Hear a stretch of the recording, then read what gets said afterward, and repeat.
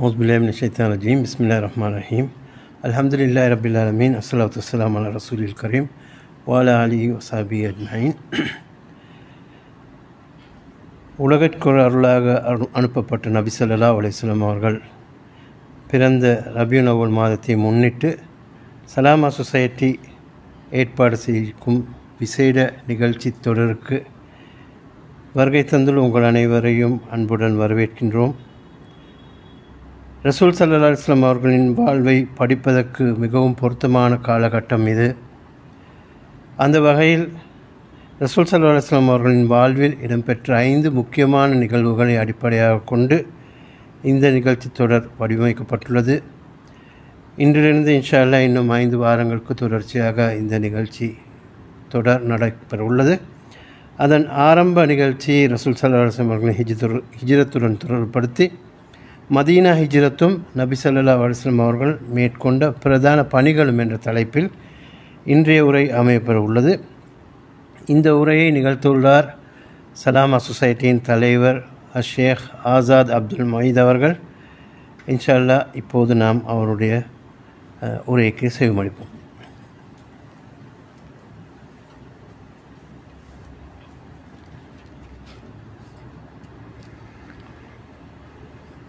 பிஸ்மில்லாஹிர் ரஹ்மானிர் ரஹீம். அல்ஹம்துலில்லாஹி ரப்பில் ஆலமீன். அஸ்ஸலாத்து வஸ்ஸலாமு அலா சய்யிதில் முர்சலீன் முஹம்மதின் வ அலா ஆலிஹி வ அஸ்ஹாபிஹி வ மன் தபிஅஹும் பி இஹ்சானின் இலா யௌமித்தீன்.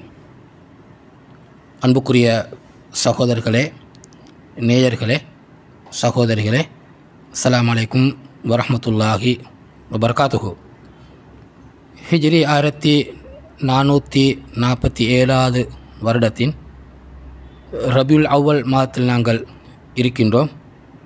உலகிற்கு அருளாக அனுப்பப்பட்ட கண்மணி நாயகம் ஸல்லல்லாஹு அலைஹி வஸல்லம் அவர்களது பிறந்த இந்த மாதம் எல்லா வகையிலும் நினைவு கூறப்பட வேண்டிய ஒரு மாதம். நபி அவர்களது வாழ்க்கை வரலாறை படிப்பதற்கு, அதனை விளங்கிக் கொள்வதற்கு, அதனை எவ்வாறு நாங்கள் வாழ்க்கையில் எடுத்து நடக்கலாம், அதன் தேவை, அதன் பெருமதி, அவர்களது வாழ்க்கை வழிகாட்டல்கள் எவ்வளவு தூரம் காலங்கள் மாறினாலும், இடங்கள் சூழல் மாற்றமடைந்தாலும் எல்லா காலத்திற்கும் பொருத்தமானது என்பதை நாங்கள் விளங்கிக் கொள்ள விளங்கிக் கொள்ள வேண்டிய ஒரு கடப்பாடு காணப்படுகின்றது. குறிப்பாக இந்த ரபியுல் அவ்வல் மாதம் அத்தகைய நபி அவர்களது வழிகாட்டல்களை, சுன்னாவை, சீராவை படிப்பதற்கான சந்தர்ப்பமாக எடுத்துக்கொள்வது எல்லா வகையிலும் பொருத்தமாக நாங்கள் கருதுகின்றோம். அன்புக்குரிய சகோதரர்களே, நேயர்களே, அல்லாஹ்வுடைய தூதர் நபி ஸல்லல்லாஹு அலைஹி வஸல்லம் அவர்கள் பிறந்த இந்த மாதம் உலகத்தில் காணப்படக்கூடிய எல்லா முஸ்லிம்களும் அவர்களை நினைவுபடுத்துகிறார்கள். அந்த அடிப்படையில் இறை தூதர் உலகத்திற்கு ஓர் அருட்கடை என்ற வகையில் அன்னாரது வாழ்க்கையில் நடந்த முக்கியமான அம்சங்களை கருத்தில் கொண்டு இந்த நிகழ்ச்சி தொடர் வடிவமைக்கப்பட்டுள்ளது.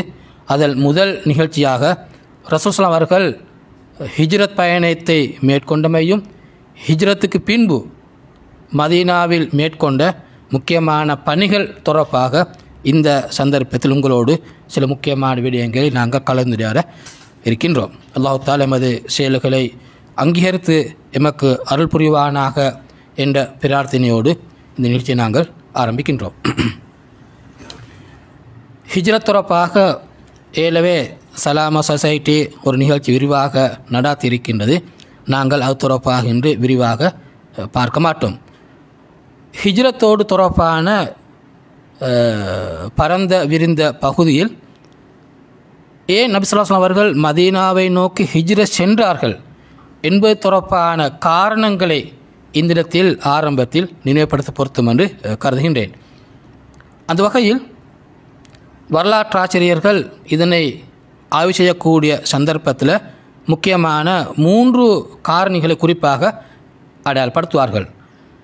மக்கா நகர் என்பது நபியவர்கள் பிறந்த இடம், வளர்ந்த இடம், குடும்பத்தவர்கள் வாழ்ந்த இடம், நண்பர்களோடு இருந்த அந்த இடம், எல்லா வகையிலும் உள்ளத்திற்கு சாந்தம் தரக்கூடிய அந்த இடம், அல்லாஹ்ட இறையில்லம் காபத்துள்ள அமைந்துள்ள அந்த இடம், அந்த அழகிய சூழலை விட்டு குரா என அல் குர்ஆன் சொல்லக்கூடிய அந்த இடத்தை விட்டு, பக்கா என குர்ஆன் சொல்லக்கூடிய அந்த இடத்தை விட்டு மதீனாவுக்கு ஏன் செல்ல வேண்டும்?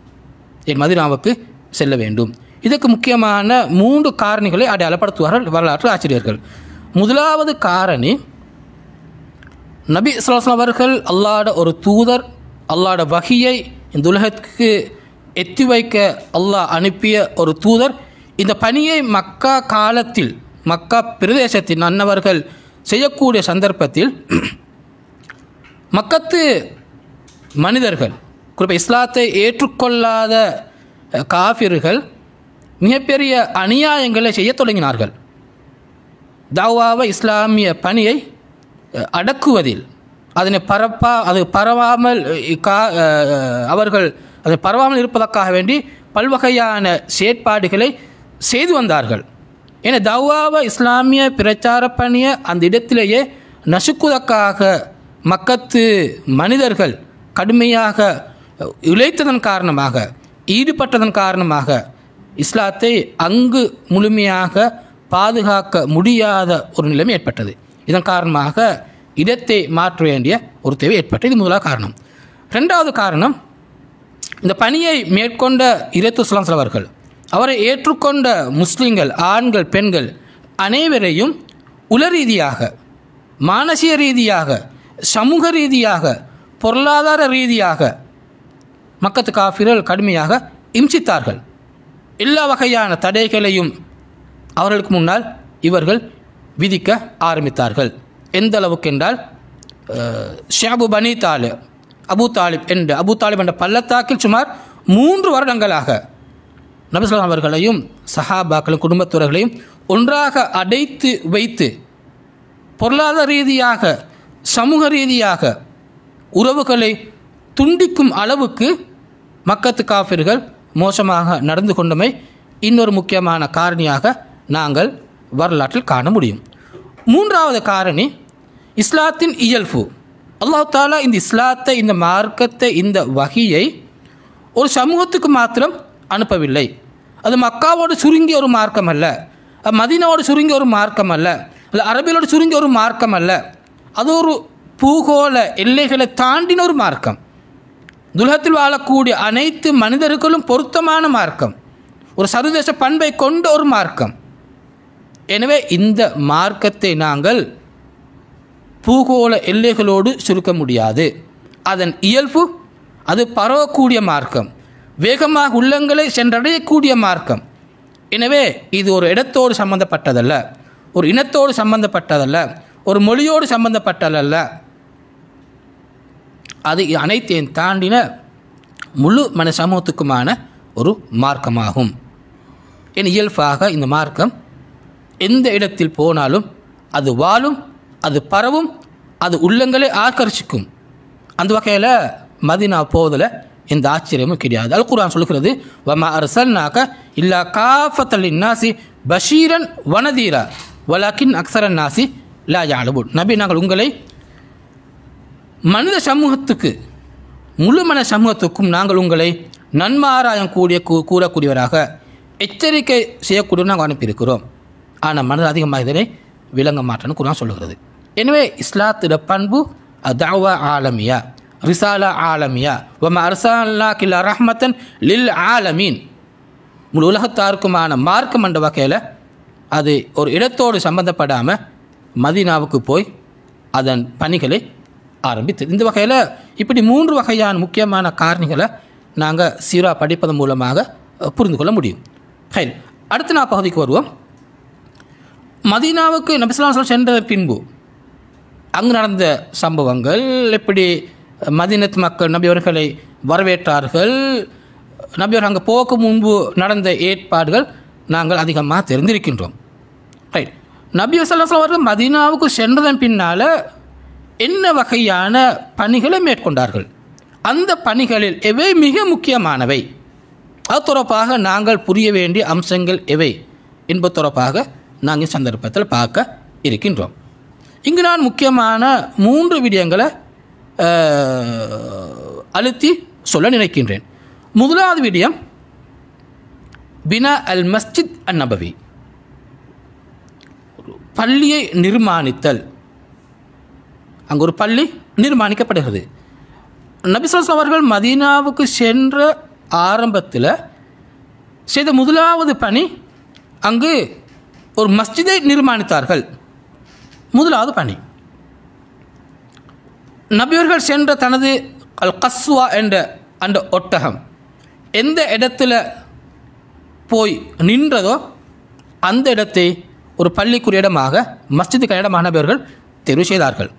அந்த இடத்தை பொறுத்தவரையில் அது ஈத்த பழங்களை காய்ப்பதற்காக காணப்பட்ட ஒரு இடம். அந்த இடம் பனு நஜ்ஜார் கோத்திரத்தை சேர்ந்த 2 யத்தீம்களது சொந்தமான இடம். 2 யத்தீம்களுக்கு சொந்தமான இடம். இந்த இடத்தை நபி ஸல்லல்லாஹு அலைஹி அவர்கள் விலை கொடுத்து வாங்கினார்கள். அந்த இடத்துல இன்னும் சில பேரித்த மரங்கள் காணப்பட்டன, கிருகத் போன்ற மரங்கள் காணப்பட்டன. அதே போன்று முஷ்ரிக்கீன்களது இத்து போன சில கபர்களும் அந்த இடத்தில் காணப்பட்டன. அப்போ அந்த இடத்துல நபி ஸல்லல்லாஹு அலைஹி அவர்கள் காசு கொடுத்து வாங்கியது வரலாற்று காணப்படக்கூடிய ஒரு முக்கியமான உண்மையாகும். அப்போ அந்த இடத்துல நபி ஸல்லல்லாஹு அலைஹி அவர்கள் இந்த பள்ளியை நிர்மாணம் செய்கிறார்கள். பங்கு காணப்பட்ட பேரித்த மரங்களை அகற்றி கபறுகளை இடம் மாற்றி அங்கு பள்ளி நிர்மாணத்துக்கான ஆரம்ப வேலைகள் நடைபெறுகின்றது. 3 முழம் அளவுக்கு அங்கு அத்திவாரம் போடப்படுகிறது. 100 முழம் அளவுக்கு அந்த பள்ளியிட விசாலம் காணப்படுகின்றது. அதன் மதில்களை சிவர்களை செங்கற்களால் நபி ஸல்லல்லாஹு அலைஹி வஸல்லம் நிர்மாணிக்க ஆரம்பிக்கின்றார்கள்.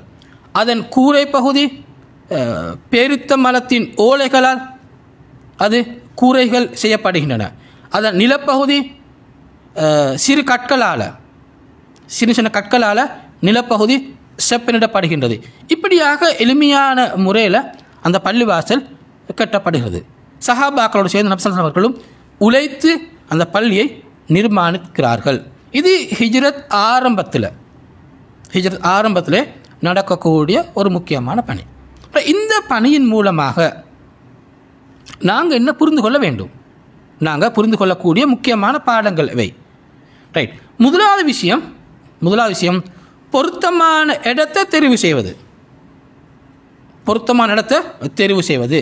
அல்லாஹ்வுடைய மாளிகைக்கான இந்த இடம், மக்கள் சுஜூது செய்வதற்கான அந்த இடத்தை நபி ஸல்லல்லாஹு அலைஹி வஸல்லம் தெரிவு செய்கிறார்கள்.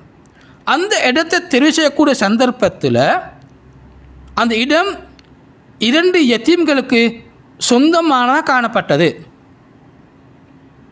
அப்போ இந்த சந்தர்ப்பத்தில் நபி ஸல்லல்லாஹு அலைஹி அவர்கள் அந்த 2 யத்தீம்களும் தாமாக விரும்பி அந்த இடத்தை இந்த பள்ளி நிர்மாணத்துக்காக இலவசமாக கொடுப்பதற்கு தயாராக இருந்த போதிலும் நபி அவர்கள் அதனை காசு கொடுத்து வாங்குகிறார்கள், பணம் கொடுத்து வாங்குகிறார்கள். அந்த வகையில் அந்த இடத்துக்குரிய பெருமதியை குறைத்து மதிப்பிடாமல் அதற்கு உரிய பெருமதியை தீர்மானித்து நிர்ணயித்து அந்த பெருமதி கொடுக்கப்படுகின்றது. அப்படி கொடுக்கப்பட்டுத்தான் அந்த இடம் வாங்கப்பட்டு அங்கே பள்ளி நிர்மாணிக்கப்படுகின்றது. பள்ளி என்பதற்காக நாங்கள் பள்ளிவாசல் கட்டுகின்றோம் என்பதற்காக நாங்கள் எவருடைய மனதையும் புண்படுத்தியவர்களாக நாங்கள் ஒரு வேலையை செய்யக்கூடாது. இன்னல்லாஹ் தைஜிபுன் லா யக்பலு இல்லா தைஜிபன். அல்லாஹ் மிக தூய்மையானவன், அவன் தூய்மையானவற்றைத்தான் ஏற்றுக்கொள்கின்றான் என்ற அந்த நபி மொழி, அந்த ஹதீஸ் எவ்வளோ துறையோட செயற்பாடுகள் தூய்மையானதாக, ஒழுங்கானதாக, நிர்பந்தங்கள் இல்லாமல் நடைபெற வேண்டும் என்பதற்கு மிக முக்கியமான ஒரு உதாரணமாகும். அந்த 2 யத்தீம்களும் சஹாப் யத்தீம்களும் இலவசமாக நாடிய சந்தர்ப்பத்தில் நிர்பந்தங்கள் இல்லாமல் நபி அவர்கள் அதை காசு கொடுத்து வாங்குறாங்கண்டா, அதற்குரிய பணத்தை கொடுக்குறாங்கண்டா, இது நாங்கள் கவனிக்க வேண்டிய ஒரு முக்கியமான விஷயம். இன்றைக்கி நாங்கள் காண்கிற நாட்டை பொறுத்தவரையில் இப்படி நலவான ஹைரான எத்தனை விஷயங்கள் நடைபெறுகின்றன. ஆனால் எந்த சந்தர்ப்பத்திலும் எந்த ஒரு மனிதனும் விருப்பம் இல்லாமல் நிர்பந்தமான சந்தர்ப்பங்களுக்கு உட்பட்டு இப்படியான சதகாக்களை கொடுப்பதற்கான நிலைமை ஏற்படக்கூடாது. அது ஒரு நல்ல விடயமாக நாங்கள் கருத மாட்டோம். நாங்கள் திருப்தியோடு கொடுக்கணும், தர்மமாக இருக்கலாம், அல்லது உரிய விலைக்கு நாங்கள் விற்பதாக இருக்க இயலும். அந்த வகையான ஒரு அடிப்படையில் தான் நபி ஸல்லல்லாஹு அலைஹி வஸல்லம் அவர்கள் அந்த பள்ளிக்குரிய காணிய இடத்தை காசு கொடுத்து வாங்குகிறார்கள். இது நாங்கள் யோசிக்க வேண்டிய ஒரு முக்கியமான படிப்பு. ரெண்டாவது படிப்பினை, இந்த பள்ளி நிர்மாண வேலைகள் ஆரம்பித்த சந்தர்ப்பத்தில் நபி அவர்கள் நேரத்தை சரியாக முகாமே செய்கிறார்கள். இப்போ நாங்கள் ஆரம்பத்தில் சொன்னோம், பள்ளிக்குரிய அத்திவாரம் தோண்டப்படுகிறது, அட நீளம் சுமார் 100 முழங்களாக காணப்பட்டன, கற்களால் அந்த பள்ளி கட்டப்படுகிறது. அப்போ நபி அவர்கள் என்ன செய்கிறாங்கண்டா, பள்ளிக்குரிய அத்திவாரத்தை போடக்கூடிய அதே சந்தர்ப்பத்தில் செங்கற்களையும் அங்கே தயாரிக்க ஏற்பாடு நடக்கிறது. இப்போ ஒரே நேரத்தில் அந்த பள்ளியை நிர்மாணிப்பதற்கான பல வேலைகளை நபி அவர்கள் அங்கே ஏற்பாடு செய்கிறார்கள். அப்போ இதன் மூலமாக நேர முகாமே நடக்கிறது. ஒரு வேலையை முடித்து போட்டுட்டு அங்கே இன்னும் ஒரு வேலை அங்கே ஆரம்பிக்கப்படலை. இன்றைக்கு நாங்கள் டைம் மேனேஜ்மெண்ட் பேசுகிறோம், அதோடு நாங்கள் ஒரு கோர்ஸாக செய்கிறோம், ட்ரெயின் நடத்துகிறோம். ஆனால் நேர முகாமை என்பதை நாங்கள் சீரால் அழகாக படிக்க இயலும். அதன் காரணமாக ஒரு குறுகிய காலத்தில் நேர விரயம் இல்லாமல் பலரது உழைப்பால் இந்த வேலை நடைபெறுவதை நாங்கள் இந்த பள்ளி நிர்மாணத்தின் மூலமாக கண்டுகொள்ள முடியும். மூன்றாவது விஷயம், மூன்றாவது படிப்பினை, நபி ஸல்லல்லாஹு அலைஹி வஸல்லம் அவர்கள் இந்த பள்ளி நிர்மாணத்தின் போது சஹாபாக்கள் பணியை ஒப்படைக்காமல் நபியுடன் சேர்ந்து அந்த நிர்மாண பணியில் ஈடுபடுகிறார்கள். ஒரு தலைமைன்னு சொல்லக்கொள்ள, ஒரு அமீர்னு சொல்லக்கொள்ள, அல்லது ஒரு தளபதினு சொல்லக்கொள்ள, அல்ல ஒரு நிறுவனத்தில் பொறுப்பாளர் என்று சொல்லக்கொள்ள, இல்லை தலைவர் என்று சொல்லக்கொள்ள, அங்கே சேர்ந்து உழைக்கக்கூடிய ஒரு கல்ச்சர் வரணும், ஒரு கலாச்சாரம் வரணும். அப்போ தான் அங்கே ஒரு அந்யோன்யமாக ஒரு சகோதர வாஞ்சையோடு நாங்கள் சமூக பணிகளில் ஈடுபட இயலும். வெறுமனே ஆர்டர் பண்ணி கட்டளையிட்டு செய்வதை தாண்டி தன்னோடு இருக்கக்கூடியவர்களோடு சேர்ந்து ஒரு பணியை செய்வோமாக இருந்தால் அங்கு அந்த பணியில், இந்த நிர்மாண பணியில் வெறுமனே கற்களை தாண்டி இந்த மானசீக ரீதியான ஒரு பிணைப்பு ஏற்படுகிறது. சஹாபாக்களும் கற்களை தூக்கினார்கள், அத்திவாரத்தை போட்டார்கள், நபியர்களும் அதே கற்களை தூக்கினார்கள், தன் முதுகில் சுமந்து சென்றார்கள்.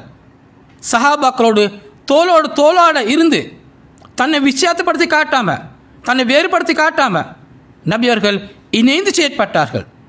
இது தனது தோழர்களுக்கு அந்த பணியை உத்வேகமாக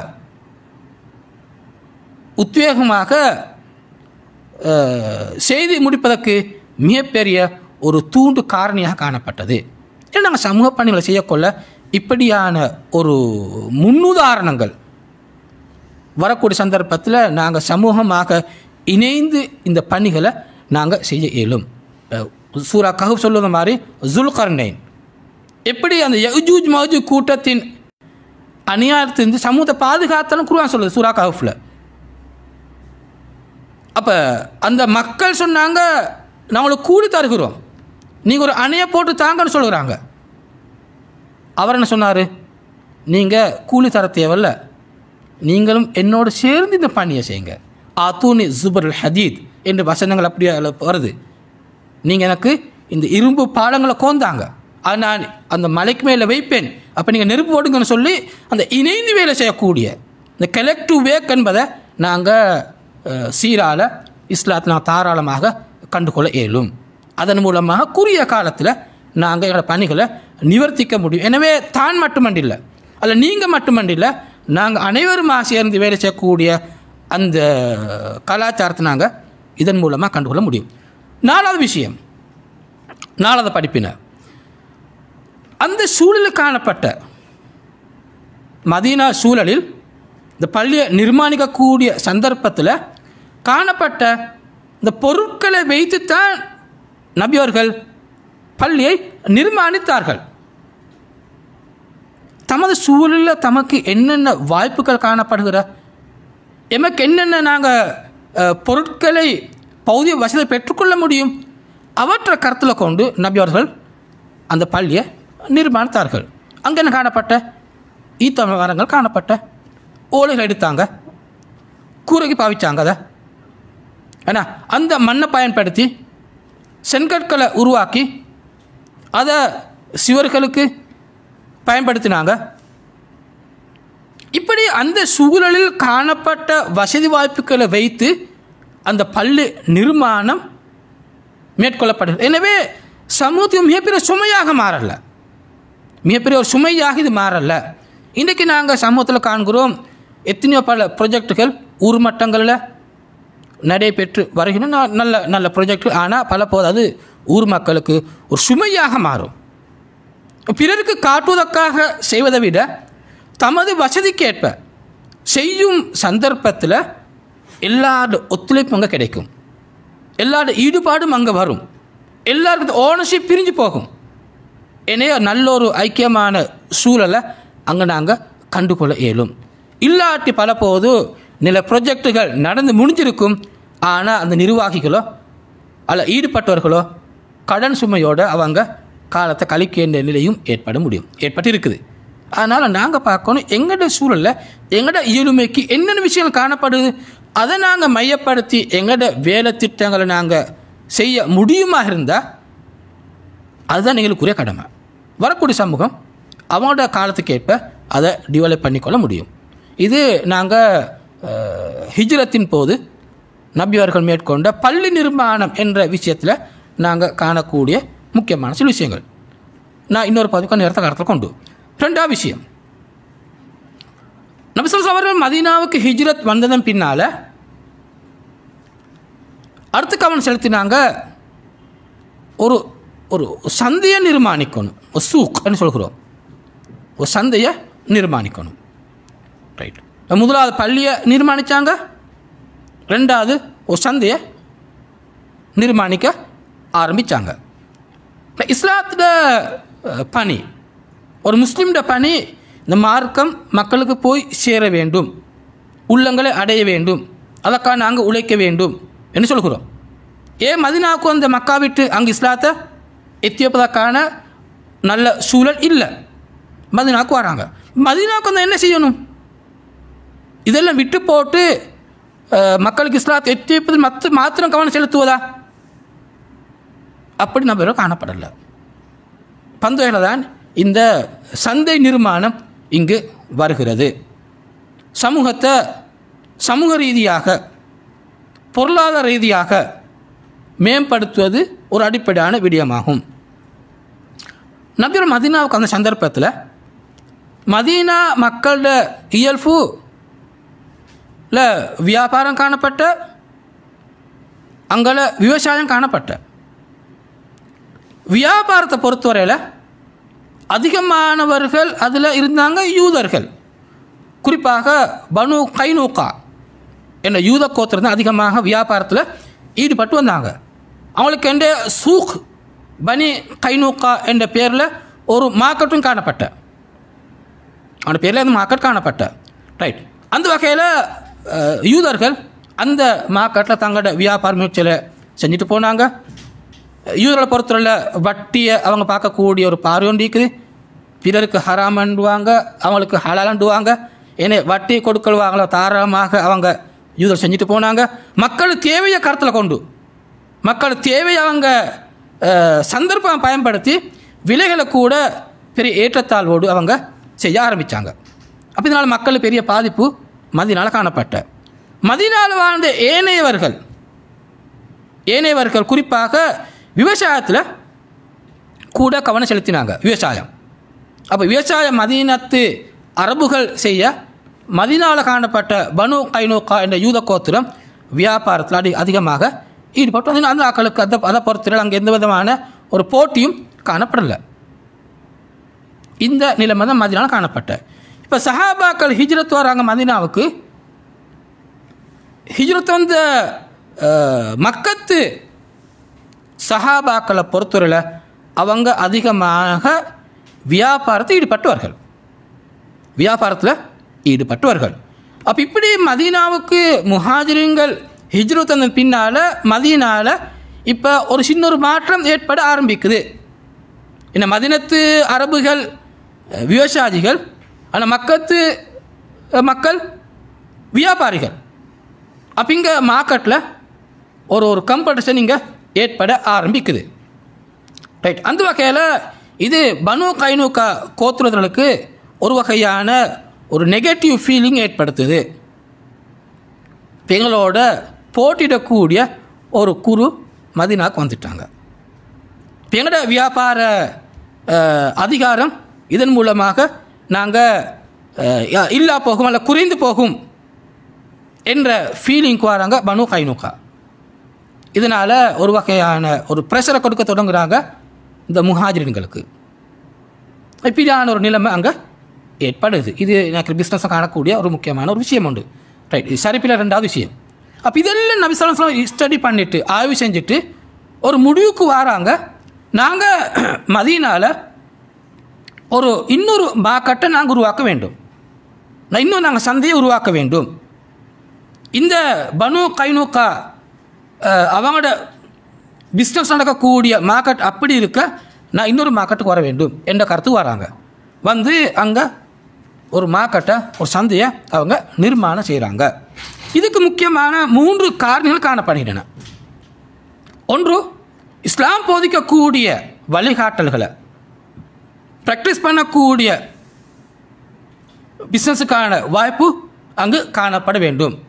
இஸ்லாம் சொல்லக்கூடிய வட்டி, அது பிள்ளைன்னு இஸ்லாம் சொல்லுது, மோசடி, ஏன்னா அது கூடிய விலையேற்றம், பதுக்கல், இஸ்லாம் வியாபாரம் தடை செஞ்ச விஷயங்கள், ஏமாற்று.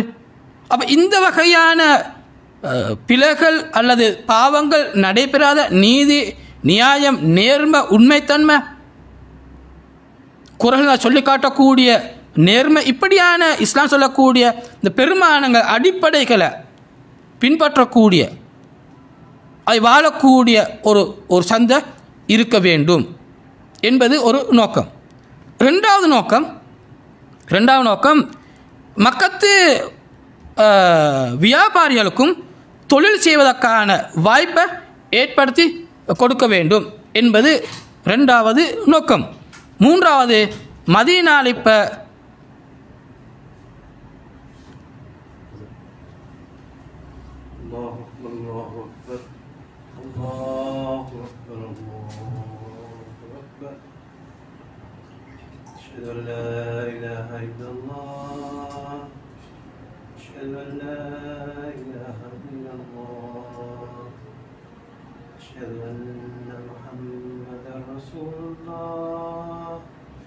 أشهد أن محمدا رسول الله حي على الصلاة حي على الصلاة حي على الفلاح حي على الفلاح الله أكبر الله أكبر لا إله إلا الله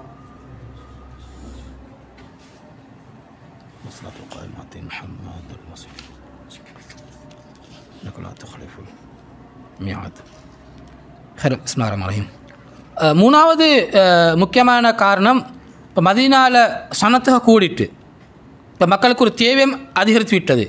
ஏன்னா அந்த டிமாண்டுக்குரிய சப்ளைன்னு சொல்கிறோம், அந்த கேள்விக்கான நிரம்பலை தேவையை பூர்த்தி செய்வதற்கான வாய்ப்புகள் இன்னும் உருவாக்கப்படணும். அந்த வகையில் நபி ஸல்லல்லாஹு அலைஹி வஸல்லம் அவர்கள் அங்கே ஒரு சந்தையை உருவாக்கினார்கள். ரைட். அப்போ இது ரெண்டாவது பணி முக்கியமான.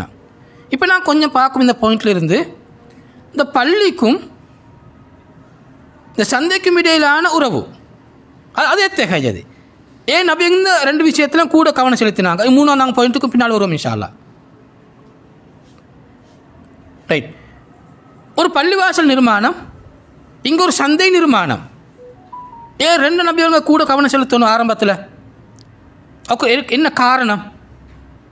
பள்ளி என்றால் ஒரு தூய்மையான இடம், அல்லாஹ் வணங்குற இடம், இபாதத்துக்கான இடம். அங்கே போய் பேச மாட்டோம், ஏன்னா அங்கே அமலில் நாங்கள் ஈடுபடுவோம். சந்தை என்ற இயல்பு இதுக்கு மாற்றமாக இருக்கும். அது ஏமாற்றம் நடக்கலும், போய் சொல்லுவாங்க. இப்படி இரண்டு வகையான விடயத்தில் நபியவங்க ஏக காலத்தில் கவனம் செலுத்தணும். நான் இதோட படித்து பார்க்க கொள்ள இஸ்லாமிய அறிஞர் முக்கியமான சில விஷயங்கள் எங்களுக்கு இங்கே சொல்லித்தராங்க. ரைட். அதில் முக்கியமான விஷயம் என்னென்னா, இஸ்லாம் எந்த வகையான ஒரு மனிதனை உருவாக்க நாடுகிறது? இஸ்லாம் எதிர்பார்க்கும் அந்த முஸ்லீம் யாரே? அது இஸ்லாத்தோடு ஒருத்தர் வருவாராக இருந்தால், அவள் இஸ்லாத்தை ஒருத்தரை ஏற்றுக்கொள்வாராக இருந்தால், அவர் எப்படிப்பட்ட ஒருத்தராக மாறணும். இந்த இடத்துல இஸ்லாம் சொல்லுது, இஸ்லாம் எதிர்பார்ப்பது ஒரு பேலன்ஸ்டான ஒரு ஆளுமை, தீவிரமாக இல்லாத, ஒரு பக்கத்தை மாற்றத்திலும் கவனம் செலுத்தக்கூடிய ஒரு மனிதனை இஸ்லாம் ஒருபோதும் எதிர்பார்ப்பதில்லை. அவன் ரஜுலுன் முத்தவாசின், அவன் ஒரு சமநிலையான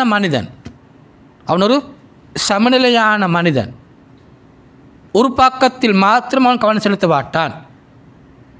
அவன் ஏக காலத்தில் அவன் எல்லா விடயத்தையும் அவன் பேலன்ஸ் பண்ணி வாழக்கூடிய ஒரு மனிதனாக காணப்படுவான். ஒரு மனிதனுக்கு உலக வாழ்க்கைன்னு ஒன்று இருக்குது, மறுமை வாழ்க்கையும் இருக்குது. உலக வாழ்க்கையை விட்டுவிட்டு மறுமை வாழ்க்கை மட்டும் அவன் கவனம் செலுத்துவதல்ல, அல்லது உலக வாழ்க்கையில் முழுமையாக கவனம் செலுத்தி மறுமை வாழ்க்கையை புறக்கணிப்பதல்ல. அவனுக்கு ரூஹ் ஒன்று இருக்குது, அவனுக்கு ஜசத் ஒன்று இருக்குது, அவனுக்கு ஆன்மாய்க்கு உடல் இருக்குது. அவன் இரண்டுக்கும் இடையில் அவன் சமநிலையை பேடுவான். அவன் தான் மரணிக்க மாட்டான் என்ற எடுகோளில் அவன் நிறைய உழைப்பான். அதே நேரம் நாளைக்கு மரணம் வரும் என்ற எதிர்பார்ப்பில் மறுமைக்காக அவன் பாடுபடுவான்.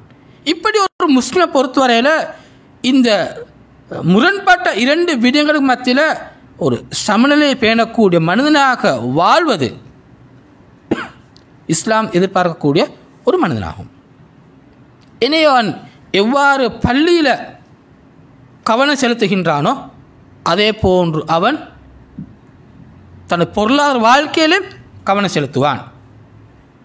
அவன் எப்படி ஒரு மனிதன் தன் ஆன்மாவை வளர்ப்பதற்காக அவன் கவனத்தில் இருப்பான், அதே போன்று தனது பௌதிக தேவைகளையும் நிவர்த்தி செய்வதில் அவன் கவனம் எடுப்பான். அப்போ ஒன்றை விட்டு ஒன்றை அவன் பார்த்து செயற்படுவதல்ல. ஒரு முஸ்லீம் தன் ஈமானில் பலமாக இருக்க வேண்டியவன். அவன் எப்போ ரப்போடு அவன் தன் உறவை பலப்படுத்திக் கொள்வான். அதுக்கு பள்ளிவாசல் வருகிறது, அதுக்கு மஸ்ஜித் வருகிறது. தன் ரப்போட உறவுகளை பலப்படுத்திக் கொள்வது, ரப்போடு மாத்திரமல்ல, தன் ஏனைய சகாக்களோட, சக மனிதர்களோட, முஸ்லிம்களோட உறவை பலப்படுத்தக்கூடிய ஒரு அருமையான இடம்தான் இந்த அல்லாஹ்வுடைய பள்ளிவாசல்கள், மஸ்ஜிதுகள். இபாத் நடக்கும், அங்கே உறவுகள் பேணப்படும். ஒரு முஸ்லிமை பார்ப்பான், அவன் சலாம் சொல்லுவான், நலன் விசாரிப்பான். பள்ளிக்குரிய அந்த இடம், அங்கு சமூக இடைவெளிகள் காணப்படாது. ஒரே சஃப்ல எல்லா வகையான மனிதர்களும் நேராக இருப்பார்கள். ஒரு அரபி அஜமி ஒரே சஃபில் இருப்பார்கள், ஒரு ஏழை பணக்காரன் ஒரே சஃபில் இருப்பாங்க. அங்கே சமூகத்துவம் காணப்படும், அங்கே ஒரு நீதி நேர்மை காணப்படும், எல்லாரும் மத்தியில் ஒரு அடக்கம் ஒடுக்கம் காணப்படும், அன்பு நிறைந்திருக்கும் பள்ளிவாசல்களில். காரணம் அங்கே ரப்போடு உள்ள அந்த உறவு. ஆனால் அந்த ஒரு பலமாக காணப்படும் சந்தர்ப்பத்தில் ஒரு மனிதன் இன்னும் ஒரு மனிதனை அல்லாஹ்வுக்காக நேசிக்கக்கூடிய அந்த பண்பு அங்கு வளருது. இப்போ எங்களுக்கு தெரியும், நபியோட காலத்தில் சஹாபாக்களுக்கு ஒரு ஒரு ஒரு கஷ்டம் வந்து என்ன செய்வாங்க, பாங்க சொல்லுவாங்கண்ணா. அந்த கருத்தில் எல்லாரும் பள்ளி நோக்கித்தான் அழைப்பாங்க. பள்ளி என்பது அடியார்களை இணைக்கக்கூடிய அந்த இடம். எல்லார் நோக்கம் ரப்புட திருப்தியை பெற்றுக்கொள்வது. ஏன்னா பள்ளி என்ற அந்த இடம் இப்படியான ஒரு இடமாக மாறணும். ஆக்களை பிரிக்கிற இடம் அல்ல, ஆக்களை சேர்க்கிற இடம். தூரமாக்குற இடம் அல்ல, ஆக்களை கிட்டுவாக்குற இடம் தான் பள்ளிவாசல். அங்கே சமத்துவம் பேணப்படக்கூடிய இடம், ஏற்றத்தாழ்வுகள் இல்லாமல் போகக்கூடிய இடம் தான் இந்த பள்ளிவாசல், இறை இல்லங்கள். அப்படிப்பட்ட ஒரு மிகப்பெரிய ஒரு பணியை மஸ்ஜிதுகள் மேற்கொள்ள வேண்டும். அப்போ ஒரு பக்கத்தில் பள்ளி என்பது இப்படியான ஒரு மிகப்பெரிய ஒரு ரோலை ப்ளே பண்ணுது. மஸ்ஜித் நபவியாக இருக்கையிலும் அந்த காலத்தில் நான் பேசக்கூடிய பள்ளியாக இருக்கையிலும் ஏன பள்ளிவாசல்களாக அவை காணப்பட முடியும். சந்தை என்றா என்ன என்ன மார்க்கெட்டண்டா, அது ஒரு மனிதனை சுயமாக சொந்த காலில் வாழ வைப்பதற்கான இடம். பொருளாதாரம் என்பது, உழைப்பு என்பது ஒரு மனிதனை தனது சொந்த காலில் வாழ வைப்பதற்கான இடம்தான் இந்த பஜார், இந்த சந்தைகள், இந்த வியாபார ஒழுங்குகள். இன்னும் ஒரு மனிதனிடம் கையேந்தி வாழாதவனாக நாங்கள் மாறணும். அல்லாஹ்வுடைய ரிஸ்க் மிகவும் விசாலமானது, அது எல்லா இடத்துலையும் காணப்படுது. ஃப்ரம் சூஃபி மனாகிபிகா வக்குலு மிர்ஸிகிஹி வலைஹி நுஷூர் சூரா முல்க் சொல்லுது. ஃபைதா குதியத்து ஸலாத்து ஃபந்தஷிரு ஃபில் அர்த் சூரா ஜும்ஆ சொல்லுது. நீங்கள் பறந்து போங்க, எல்லா இடத்துக்கும் போங்க. அல்லாஹ்வுடைய ரிஸ்க் பரவலாக காணப்படுது. ஏன்னா ரிஸ்க்கை தேட வேண்டும். பள்ளியில் போய்த்து நாங்கள் யாரெல்லாம் ரிஸ்க்கை தா என்று மட்டும் துவா செஞ்சு அங்கே ரிஸ்க் கிடைக்க மாட்டாது. ஆனால் நாங்கள் ரிஸ்க் எல்லாரும் கேட்கணும். ஹலாலான ரிஸ்க் அல்ல ரிஸ்க்கை தரணும். அல்ல குரான் எனக்கு அந்த நாலேஜை தரணும், அல்ல எனக்கு அந்த தெளிவை தரணும், எனக்கு அல்ல அந்த ஆற்றலை தரணும், அல்ல எனக்கு வாய்ப்புகளை தரணும். எல்லாரும் துவா கேட்கணும். பள்ளி வாசல் துவாவோடு மட்டும் சுருங்கிறதல்ல. நாங்கள் பஜாருக்கு போகிறது, நான் சந்தைக்கு போகிறது, நான் கடைக்கு போகிறது, நான் சாமான் சுமந்துட்டு போகிறது, பேத்து நாங்கள் வியாபார முயற்சிகளில் நாங்கள் ஈடுபடுவது. அப்படிப்பட்ட தந்த சொந்த காலில் நிற்கக்கூடிய ஒரு மனிதனாக ஒரு மனிதன் வாழ வேண்டும், உருவாக வேண்டும். அப்படி வாழ்ந்தால்தான் அவன் பிறருக்கு சுமையாக இருக்க மாட்டான், சமூகத்துக்கு சுமையாக இருக்க மாட்டான். ஆனால் சமூக சுமைகளை அவன் சுமந்து கொள்வான், சமூகத்துக்கு பயன் உள்ளவனாக மாறுவான். நீங்கள் பாருங்க, இஸ்லாத்துடைய 50 கடமைகளில் தொழுகை சம்மந்தப்பட போகுது பள்ளிவாசலோட நேரடியாக. அங்கே ஜகாத் ஹஜ்ஜி சம்மந்தப்பட போகுது எங்களோட வசதி வாய்ப்போட, பொருளாதாரத்தோட. அப்போ இஸ்லாத்தில் மிகப்பெரிய 2 கடமைகள், 2 முக்கியமான தூண்கள் ஏதோ சம்மந்தப்படுது. இந்த பொருளாதாரம். யார் ஜகாத் கடமையாகும் அவனுக்கு வசதி இருக்க வேண்டும், யாருக்கு ஹஜ் கடமையாகும் அவனுக்கு வசதி இருக்க வேண்டும். அந்த வகையான ஒரு விரிந்த பெரிய பார்வையில் தான் இஸ்லாம் பார்க்குது பொருளாதாரத்தை. இஸ்லாம் ஒருபோதும் வறுமையை வரவேற்பதில்லை. இஸ்லாம் வறுமையிலிருந்து பாதுகாப்பு தேடுமாறு துவா சொல்லி தருது. இன்னொரு முஸ்லீம்னு சொல்லக்கொள்ள அவன் பொருளாதாரத்தில் தன்னிறை அடைந்தவனாக அவன் காணப்பட வேண்டும். ஜகாத் கொடுப்பவனும் ஜகாத் கொடுக்காதவனும், ஹஜ் செய்தவனும் ஹஜ் செய்யாதவனும் சாப்பிடுவார்களா? சாப்பாடே இல்லாதே. அல்லாஹ் கொடுக்கக்கூடிய மேலதிகமான பாக்கியங்கள், அது மேலதிகமான பாக்கியங்கள். அந்த பாக்கியத்தை நாங்கள் அடையணுமெண்டா எங்களோட கையில் அந்த வசதிகள் இருக்க வேண்டும். எனவே முஸ்லீம் சமூகம் தன் சொந்த காலில் இருக்க வேண்டுமா இருந்தால் இங்கே உழைப்பு அவசியம். நாங்கள் பொருளாதார ரீதியாக நாங்கள் உயர்ந்து காணப்படுவோம், அதில் நாங்கள் பலமானவர்களாக காணப்படுவோம். நான் எப்படி ரப்போட நாங்கள் பலத்தை உறவை பலப்படுத்துகிற பள்ளி ஊடாக, அதே மாதிரி நாங்கள் மார்க்கெட் ஊடாக எங்களோட பொருளாதாரத்தை நாங்கள் வளப்படுத்துவோம். அந்த 2 விஷயத்தை மையப்படுத்தி நபி ஸல்லல்லாஹு அலைஹி வஸல்லம் அவர்கள் என்ன செய்கிறாங்க? பள்ளியை நிர்மாணிக்கிறாங்க, அங்கே மார்க்கெட்டை நிர்மாணிக்கிறாங்க. நீங்கள் பாருங்க, அத்தா இப்னு ரபாஹ்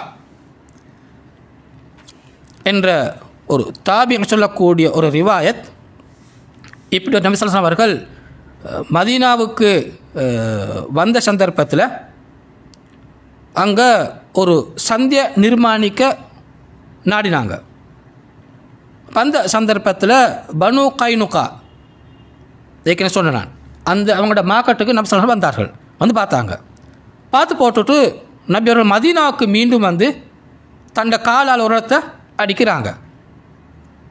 அடிச்சு சொல்கிறாங்க, ஹாதா சுக்குக்கும் ஃபலா யுத்தையக்கு வலா யுஹது ஃபிகி ஹராஜ். இதுதான் உங்களோட மார்க்கெட்டுக்கான இடம், இது அவங்களோட சந்தைக்கான இடம். ஏன்னா இங்கு அழுத்தங்கள் பிரயோகிக்கப்படக்கூடாது, இங்கு வரிகள் எடுக்கப்படக்கூடாது. என்ன சொன்னவர்கள் இந்த சுதந்திரமாக பிற அழுத்தங்கள் ப்ரெஷர் இல்லாமல் பிஸ்னஸ் செய்வதற்கான அந்த சூழலை மதீனாவில் ஏற்படுத்தி கொடுக்குறாங்க. சூக்கு முனாகாண்டு வரலாற்றில் பதியப்பட்டு இருக்குது. சூக்கு முனாகா என்ன மதில் காணப்பட்ட மிகப்பெரிய ஒரு மார்க்கெட். பாருங்கள் எவ்வளோ தூரம் அந்த பேலன்ஸான வாழ்க்கைனா, அல்லாஹ் தருவான் என்று மட்டும் நாங்கள் இருக்கிறதா என்றால் இல்லை. அல்லாஹ் இந்த பூமியில் தந்துள்ள அந்த ரிஸ்க்கை தேடி பெற்றுக்கொள்வதான் எங்களோட கடமை. அந்த வகையில் இப்படியான ஒரு உறவை நாங்கள் இங்கே கண்டுகொள்ள இயலும். எனவே ஒரு முஸ்லீம் தன் மார்க்க விஷயத்தில் பலமாக இருப்பான், ஈமானில் பலமாக இருப்பான். அதோடு மாத்திரம் போதா, மார்க்கத்தை பாதுகாக்கக்கூடிய, இந்த ஈமான பாதுகாக்கக்கூடிய ஒரு சக்தியும் தேவை, ஒரு பலமும் தேவை. அதான் இது இந்த பொருளாதார பலம். இந்த பொருளாதார பலம் ஒரு 10-20 வருஷத்துக்கு முன்னால் நீ ஹிஸ்ட்ரியை படித்து பாருங்க. இந்தோனேசியாவில் உதாரணமாக, ஆப்பிரிக்க நாடுகளில் லட்சக்கணக்கான முஸ்லீம்கள் மதம் மாற என்ன காரணம்? இந்த வறுமை தான் காரணம். இந்த வறுமையின் காரணமாக எத்தனையோ ஆயிரக்கணக்கான லட்சக்கணக்கான உள்ளங்கள் ஈமான பறிகொடுத்த. அப்போ ஈமான பறியெடுப்பதற்காக பொருளாதாரத்தை காட்டி இந்த உலகத்தில் எத்தனையோ வேலை நடக்குது. பொருளாதார பிரச்சனை, வறுமன்ற பிரச்சனை. நாங்கள் இதை 2ஆம் தர பிரச்சனையாக நாங்கள் ஒருபோதும் பார்க்க முடியாது. பொருளாதாரம் இருக்குமாக இருந்தால் நாங்கள் ஈமான பாதுகாப்பதற்கான பலமாக சக்தியாக அதை நாங்கள் எடுக்க இயலும். ஈமான பலமாக இருக்கணும். ஈமான பாதுகாப்பதற்கான இந்த வகையான எமக்கு சக்திகளும் இருக்க வேண்டும். இல்லாட்டி ஈமான் அங்கு பலம் இழந்து போகும். என்ன பொருளாதார பலம் என்பது இங்கே மிக முக்கியமானது. அதனால தான் ஜக்காத் கடமை யாருக்கு கொடுக்கணும்? ஏழைக்கு கொடுங்கோ, மிஸ்கினுக்கு கொடுங்கோ, நீ கடனாளிக்கு கொடுங்கோ, வழிபோக்குற கொடுங்கோ. என்னத்துக்கு? அந்தந்த சந்தர்ப்பத்தில் ஏற்படக்கூடிய பிரச்சனையில் இருந்து அவங்க வெளிக்கு வரணும். அதுக்குள்ளே இருப்பாராக இருந்தால் அது ஈமானுக்கு பலப்போது ஆபத்துக்களை ஏற்படுத்த இயலும். அவன் சுய கௌரவம் அங்கு இழக்கப்பட்டவனாக அவன் வாழ வேண்டிய நிலை ஏற்படலாம். இதெல்லாம் நீங்கள் பாருங்கள், நபி ஸல்லல்லாஹு அலைஹி வஸல்லம் அவர்களை அல்லாஹ் தஆலா எப்படி பலப்படுத்தினான் என்றால், ரசூல் அவர்களோடு இஸ்லாத்தை ஏற்றுக்கொண்ட இந்த ஆரம்ப சஹாபாக்களை படித்து பார்த்தோம்டா சில வரலாற்று குறிப்புகள் காணப்படுகிறது. சுவர்க்கத்துக்கு நன்மாராயம் கூறப்பட்ட இந்த 10 சஹாபாக்களும் பொருளாதார வசதி உள்ளவர்கள், பொருளாதார வசதி உள்ள சஹாபாக்கள். ரசூலோட மனைவி யாரின்? ஹதிஜா நாயகி, மக்களை காணப்பட்ட மிகப்பெரிய ஒரு செல்வந்தர். ரசூலா ஏற்றுக்கொண்ட முதலாவது சஹாபியாரன் அபூபக்கர் ரலியல்லாஹு அன்ஹு, மிகப்பெரிய பணக்காரர். உஸ்மான் ரலியல்லாஹு அன்ஹு, அப்துல் ரஹ்மான் பின் அவ்ஃப் ரலியல்லாஹு அன்ஹு, மிக பெரிய பணக்கார சஹாபாக்கள். அந்த காலம் நிறைய அடிமைகள் விடுதலை செய்யப்பட்டன. நிறைய சன்மார்க்க பணிகளுக்கு அவங்க தான் நிறைய வாரி கொட்டினார்கள். எனவே பொருளாதார வசதி மிக முக்கியமானது. ஒரு சமூகத்திட அதாவது ஒரு கவர்ச்சி, ஒரு ஈர்ப்பு வர வேண்டுமாக இருந்தால் நாங்கள் பொருளாதாரத்தில் தன்னிறைவு அடைந்திருக்க வேண்டும். எனவே இப்படியான ஒரு மிகப்பெரிய ஒரு பார்வையை நாங்கள் இங்கே காண இயலும். அந்த வகையில் நபி ஸல்லல்லாஹு அலைஹி வஸல்லம் என்ன செய்கிறாங்க, மதீனாவில் சூக்கை கொண்டு வராங்க, சந்தையை கொண்டு வராங்க. என்ன சொல்கிறாங்க நபி ஸல்லல்லாஹு அலைஹி வஸல்லம்? யார் ஒரு நேர்மையான நம்பிக்கையுள்ள ஒரு வியாபாரி நாளை மறுமையில் யாரோடு இருப்பாங்க? நபிஜீன சித்திகீன் சுஹதாயி சாலிஹீன். நாளை மறுமையில் சுவர்க்கத்தில் இந்த நேர்மையான வாய்மையுள்ள வியாபாரிகள் சுஹதாக்களோட சித்திகீன்களோட நைமாரோட காணப்பட்ட மறுமையில் அவ்வளோ உயர்ந்த அந்தஸ்து, அவ்வளோ உயர்ந்த அந்தஸ்து. எனவே இதை நாங்கள் ஒருபோதும் குறைத்து மதிப்பிடக்கூடாது. இந்த வறுமை பற்றிய அந்த பார்வை மாற வேண்டிய ஒரு தேவை இருக்குது. உங்களை சிந்தனைக்கான சொல்லிட்டு போகிற விஷயம் உண்டு. இந்த ஒரு ஹதீஸ் உண்டு. என்ன ஹதீஸ்? ஒரு சஹாபியை பற்றி, அப்துல் இப்னு அவுஃப் ரலியல்லாஹு அன்ஹு பற்றி. மிகப்பெரிய பணக்காரனே வரும் அண்ணா, மிகப்பெரிய ஒரு செல்வந்த சஹாபி. அப்போ சில ஹதீஸ் வருது, அவர் நாளை மறுமையில் சுவர்க்கத்துக்கு தவண்டு போகிறான்னு ஹதீஸ் ஒன்று வருது. நீங்கள் யோசிச்சு பாருங்கள், தேடி பாருங்க. நான் ஒரு சில பாயிண்ட்ஸ் தாரேன் ஷரப்பில் சொல்ல முன்னால். இந்த சஹாபி சுவர்க்கத்துக்கு தவண்டு போகணும். அப்போ இவருடைய காசு உழைத்தல் ஒரு பிரச்சனைக்குதா? அப்போ இஸ்லாம் செல்வத்தை உழைப்பதை இரண்டாம் தரமான ஒரு வேலையாக அமலாக பார்க்கிறதா? அல் இஸ்லாத்தில் அடிப்படையான கன்செப்ட் வறுமையை போதிப்பதா, இல்லை வறுமையை ஆதரிப்பதா, அல்ல வறுமை உள்ளவர்கள் வறுமையோடு இருக்க வேண்டும் என்று எதிர்பார்ப்பதா? யோசிச்சு பாருங்க. இப்படி வந்தாலும் பரவாயில்லை, கடைசிக்கு போகிற சஹாபி அல்ல, தவறு போகிற சஹாபி அல்ல. அந்த நன்மாராயம் கூறப்பட்ட 10 சஹாபாக்கள் சுவர்க்கத்துக்கு, அதில் 10 சஹாபி என்றால் ஓரளவு பரவாயில்லை. அப்படியும் இல்லை. அப்போ இந்த வகையில் இஸ்லாமிய சமூகத்தில் இந்த வறுமை தொடர்பான ஒரு பிழையான ஒரு புரிதல் காணப்படுகிறது. அதில் உழைப்போடு தொடர்பான, அதில் செல்வத்தோடு தொடர்பான, அதில் பொருளாதார தொடர்பான ஒரு பிழையான புரிதல் காணப்படுகிறது. இதன் மூலமாக நாங்கள் பிறருக்கு அடிமைப்படக்கூடிய சமூகமாக பல போர் மாறும். அப்படி மாறும் இஸ்லாம் ஒருபோதும் ஏற்றுக்கொள்ள மாட்டாது. எனவே நாங்கள் இஸ்லாத்தின் பொருளாதார கன்செப்ட் படித்து பார்த்தா அது மிக பரந்த விரிந்த ஒரு விடயம். அதில் ஒரு முதலாவது ஸ்டெப் தான் நபி ஸல்லல்லாஹு அலைஹி வஸல்லம் அவர்கள் மதீனால அந்த மார்க்கெட்டை ஸ்தாபித்தமை. மதீனா இஸ்லாமிய சமூகத்துக்கு மத்தியில் இந்த வியாபாரத்தை மேம்படுத்துவதற்காக அந்த மார்க்கெட்டை நிர்மாணித்தமை. அப்போ இது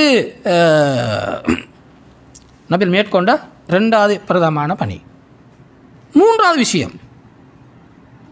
விஷயம், இந்த 2 விஷயங்களும் ஆரோக்கியமாக அழகாக நடக்கணும் என்ற சஹாபாக்கள் மத்தியில் நல்ல உறவுகளை ஏற்படுத்த வேண்டும். அப்போ அந்த நபி ஸல்லல்லாஹு அலைஹி வஸல்லம் அவர்கள் ஹிஜ்ரத் வந்த பின்னால் என்ன செஞ்சாங்கண்டா, முஹாஜிரீன்களை ஹிஜ்ரத் வந்த சஹாபாக்கள் மக்காவிலிருந்து மதீனாவுக்கு, அவர்களையும் மதீனாவில் வாழ்ந்த சஹாபாக்கள் அன்சாரிகளையும் என்ன செஞ்சாங்க, சேர்த்து வச்சாங்க, இணைத்துட்டாங்க. மக்கத்து சஹாபாக்கள் எல்லா உறவுகளை தங்களுடைய எல்லா சொத்துக்களையும் விட்டு இந்த மார்க்கத்தை பாதுகாப்பதற்காக மதீனாவுக்கு வந்தாங்க. எனவே இந்த இடத்துல ரசூலுல்லாஹி அவர்கள் என்ன செஞ்சாங்க? சகோதரத்து உறவை அங்கே ஏற்படுத்தி வச்சாங்க. சஹாபாக்கள் மத்தியில் ஒரு பிணைப்பை ஏற்படுத்தினாங்க. அங்கு ஒரு அந்யோன்யமான ஒரு ஒரு ஒரு ஒரு அற்புதமான உறவு அங்கு வளர ஆரம்பிக்குது. ஒரு முஸ்லீம் உம்மத்தண்டா, முஸ்லீம் சமூகமண்டா, நாங்கள் எப்படி ஒற்றுமையாக வாழணும், நாங்கள் எப்படி ஒற்றுமையாக இருக்கணும் என்பதற்கான அடித்தளம் அங்கே போடப்படுகிறது. உதாரணம் பாருங்க, இந்த ரிவாயத்தை, இது புகாரில் வரக்கூடிய ரிவாயத்தை உண்டு.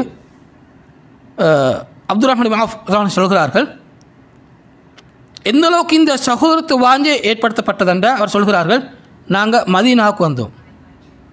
மதீனாவுக்கு வந்தது பின்னால் நபி அவர்கள் என்னையும் சஅத் இப்னு ரபீயையும் ஒரு அன்சாரி சேர்த்து வச்சாங்க.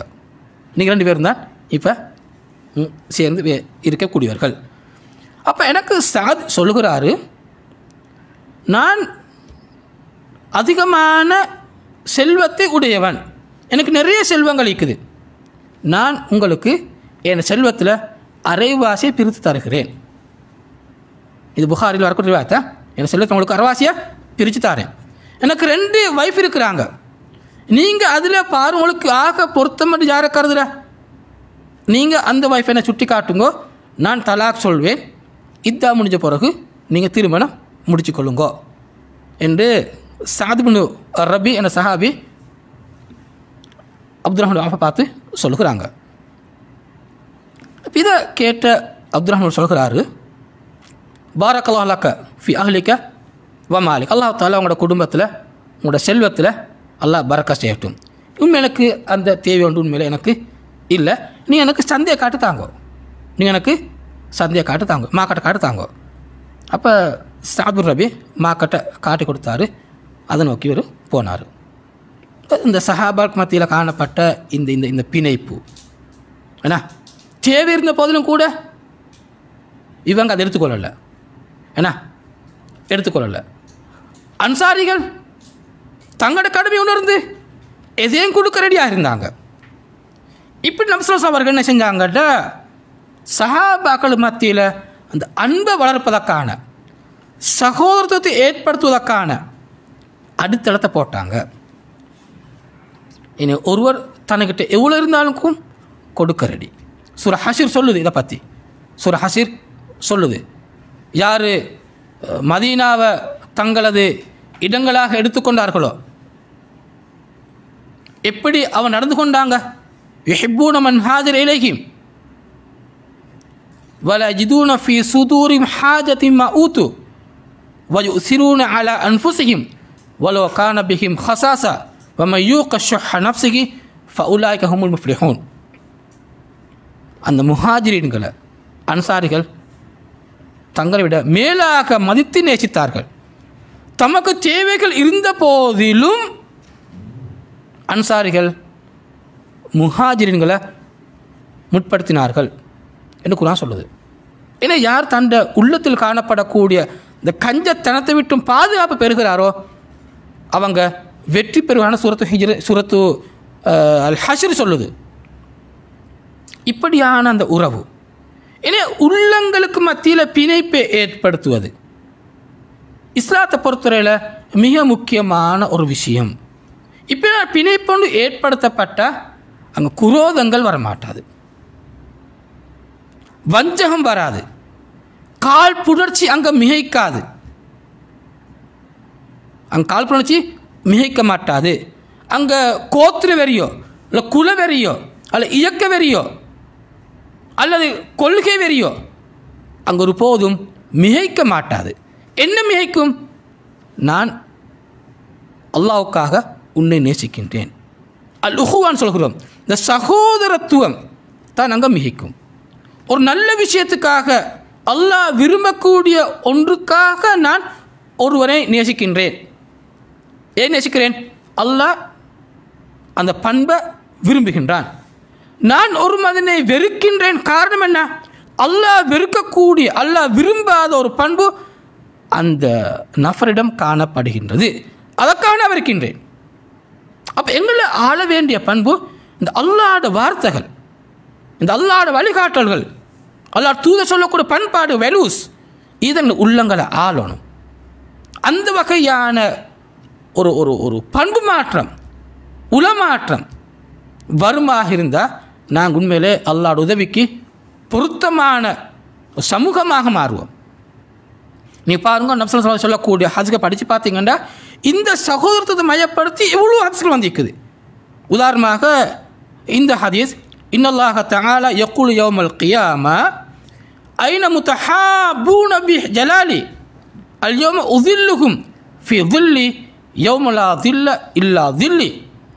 அல்லாஹ் சொல்கின்ற மறுமை நாளில் எனது கண்ணியத்துக்காக யாரெல்லாம் அன்பு பாராட்டினார்களோ, அன்போடு இணைந்தார்களோ, அவர்களுக்கு நாளை மறுமையில் நிழல் இல்லாத அந்த நாளில் எனது நிழலை கொடுப்பேன் என்ற ஹதீஸ் ரவாஹ் முஸ்லீம். இனி அல்லாஹ்வுக்காக நாங்கள் அன்பானவர்களாக நேசம் கொண்டவர்களாக நாங்கள் மாறுவது. வஅதஸிமு பிஹப்லில்லாஹி ஜமீஅன் வலா தஃபர்ரகு. அல்லாஹ்வோட கயிற்று இந்த குர்ஆன், இந்த தீனை, இந்த மார்க்கத்தை, இந்த இஸ்லாத்தை நீங்கள் பெற்று பிடிச்சு கொள்ளுங்க என்று மாத்திரமல்ல, நீங்கள் பிரிய வேண்டாம் என்று குர்ஆன் சொல்லுது. நீங்கள் பிளவுபட வேண்டாம் என்று சொல்லுது. அப்போ இந்த 3 விஷயங்கள் நாங்கள் படித்து பார்க்க கொள்ள, ஒன்று பள்ளி நிர்மாணம், 2 சந்தை நிர்மாணம், 3 சகோதரத்துவ வாஞ்சையை ஏற்படுத்தியமை. இப்படிப்பட்ட சகோதரத்துவ வாஞ்சோட நாங்கள் பள்ளிக்கு போனோமாண்டா ஏன்னா அந்த ரோலினம் பல என்ன அல்லாஹ்வுக்காக சுஜூது செய்யக்கூடிய சமூகம். எங்களோட நோக்கம் அல்லாஹ்வோட திருப்தி, நீனும் நானும் அல்ல. ஆனால் இன்றைக்கு கவலை என்னண்டா, எங்களை பிரித்து வச்சிக்குது எது? இந்த பள்ளி வாசல்கள். ஃபிக்ஹ்ல காணப்படக்கூடிய கருத்து வேறுபாடுகளால் நாங்கள் பிரிஞ்சிருக்கிறோம். பிரிவதற்கான அடிப்படைகள் அல்ல, தாராளம் நடக்க வேண்டிய விஷயங்கள். முன்னோர்கள், எங்களோட பெரிய பெரிய இமாம்கள் எப்படி நடந்து கொண்டாங்க ஃபிக்ஹ் விஷயத்தில், அதை நாங்கள் மொத்தமாக பார்க்காம ஒரு பகுதியாக பார்த்ததன் காரணமாக, ஒரு கொள்கையாக பார்த்ததன் காரணமாக, ஒரு சிந்தனை முகாமாக பார்த்ததன் காரணமாக இன்றைக்கு நாங்கள் பிரிஞ்சிருக்கிறோம். எங்களோட சக்தி இன்றைக்கு குறைஞ்சிக்குது. ஒரு சமூகமாக எழும்ப முடியாதவர்களாக நாங்கள் இருக்கிறோம். எனவே இந்த ரபியுல் அவ்வல் மாதத்தில் நபி ஸல்லல்லாஹு அலைஹி வஸல்லம் எங்களுக்கு சொல்லித்தரக்கூடிய செய்தி என்ன? நீங்கள் இன்னல் முஃமினூன இஹ்வான் குர்ஆன் சொல்லுது போல, ஈமான் கொண்ட அனைவரும் சகோதரர்கள் என்று சொல்லுது போல குர்ஆன். நாங்கள் எங்களுக்கு மத்தியில் காணப்படக்கூடிய கருத்து வேறுபாடுகளை புரிந்து கொண்டவர்களாக, நாங்கள் பிறரை ஏற்றுக்கொண்டவர்களாக, அல்லாஹ்வுக்கு நேசிக்கக்கூடியவர்களாக நாங்கள் மாறுவோமாக இருந்தால் இதை நாங்கள் சீரால் படிக்கக்கூடிய மிகப்பெரிய பாடம். இது ஒன்று சேர வேண்டிய காலம், கைகோர்க்க வேண்டிய காலம், பரஸ்பரம் ஒத்துழைக்க வேண்டிய காலம், மனதை திருந்தி பேச வேண்டிய காலம். நான் என்பதல்ல இங்கே, அது ஷைத்தாண்ட அடையாளம், அது ஷைத்தாண்ட ஊசலாட்டம்.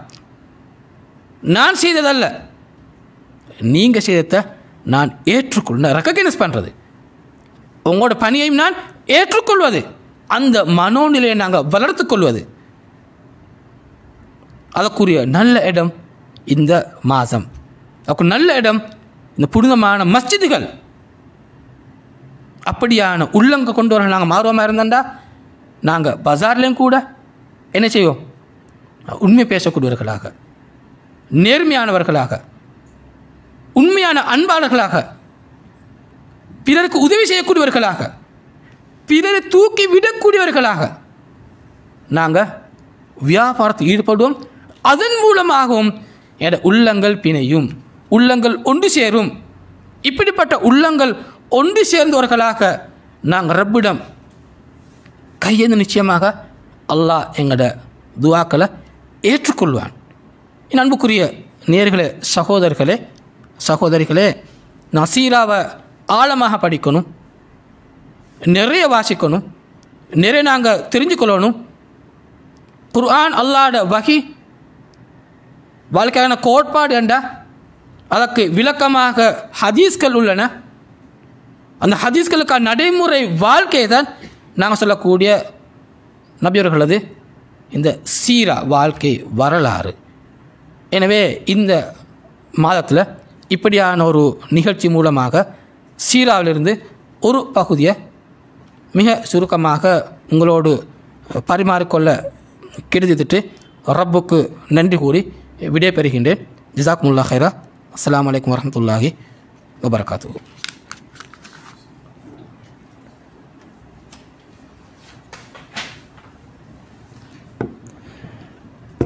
اللهم صل على سيدنا محمد وعلى آل محمد كما صليت على إبراهيم وعلى آل إبراهيم.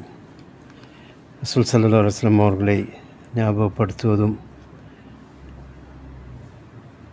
அவர்கள் தொடர்பான விசேஷமான விடயங்களை கதைப்பதையும் நோக்கமாக கொண்டு சலாமா சொசைட்டி ஏற்பாடு செய்த உலகிற்கு அருளாக அனுப்பப்பட்ட நபி ஸல்லல்லாஹு அலைஹி வஸல்லம் அவர்கள் என்ற தொடரின் முதலாவது அமர்வை மதீனா ஹிஜ்ரத்தும் நபி ஸல்லல்லாஹு அலைஹி வஸல்லம் அவர்கள் மேற்கொண்ட பிரதான பணிகளும் என்ற தலைப்பில் சலாமா சொசைட்டியின் தலைவர் ஷேக் ஆசாத் அப்துல் மயீத் அவர்கள் சிறப்பாக விளக்கி சென்றார்கள். அல்லாஹ் தஆலா இந்த அமர்வை பொருந்து கொள்ளணும். ஷேக் அவர்களுக்கு அல்லாஹ் தஆலா அவருடைய ஞானத்திலும் ஆரோக்கியத்திலும் விஸ்தீர்ணப்படுத்தணும். இந்த அமர்வை அல்லாஹ் தஆலா மீசானுல் ஹசனாத்தில் கனமானதாக ஆக்க வேண்டும் என்ற துஆவோடு இன்ஷா அல்லாஹ் இந்த தொடரின் இரண்டாவது நிகழ்ச்சி மக்கா வெற்றியின் பாடங்களும் படிப்பினைகளும் என்ற தலைப்பில் இன்ஷா அல்லாஹ் அடுத்த திங்கட்கிழமை நடைபெற உள்ளது. அதிலும் அனைவரும் கலந்து கொண்டு பயன்பெறுமாறு உங்களை விழித்தவனாக இன்றைய நிகழ்ச்சியை முடித்துக் கொள்கிறோம். சுப்ஹானக்கல்லாஹும்ம வபிஹம்திக அஷ்ஹது அல்லா இலாஹா இல்லா அன்த அஸ்தக்ஃபிருக வ அத்தூபு இலைக். ஜஸாக்குமுல்லாஹ்.